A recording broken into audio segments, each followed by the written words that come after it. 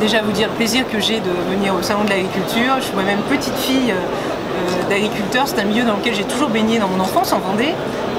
J'ai un papa qui a été directeur de FDSEA et directeur de chambre d'agriculture, donc c'est un milieu dans lequel j'ai beaucoup baigné, je me suis imprégnée de ces problématiques, et il faut reconnaître le rôle de la FNSEA dans les combats pour l'agriculture auprès des autorités publiques, et saluer la grande détermination de son président Xavier Belin et la tristesse qui a été la nôtre lorsque nous avons appris sa disparition, et témoigner à tous les adhérents de la FNSEA notre grande compassion, et je sais qu'ils continueront cette lutte. Et un des sujets, c'est comment on rapproche les citadins des ruraux en dehors du salon de l'agriculture, où finalement ce carrefour de sociologie se rencontre.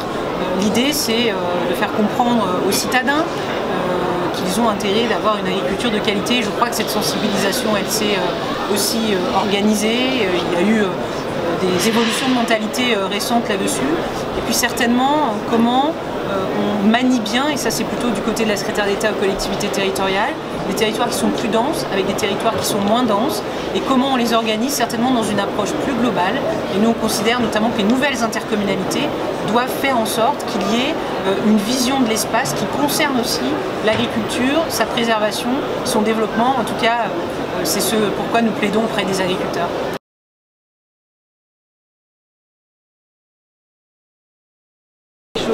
Ce que je constate, parce que moi je ne suis pas élue, je suis élue de mon territoire, mais quand je vais à la rencontre des nombreuses collectivités, je fais 2 à 3 déplacements officiels par semaine, parce qu'il y a une forte sensibilisation sur ces sujets.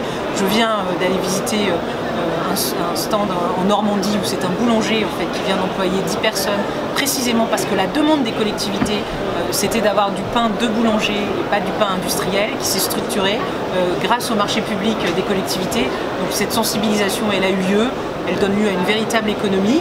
Après, il y a aussi un enjeu, quand on rencontre les agriculteurs, de structuration de filière, c'est-à-dire produire X centaines de repas pour un centre hospitalier, une grande collectivité. Ça nécessite aussi derrière que la filière soit structurée, et je pense que progressivement les choses s'organisent, et c'est bien pour tout le monde.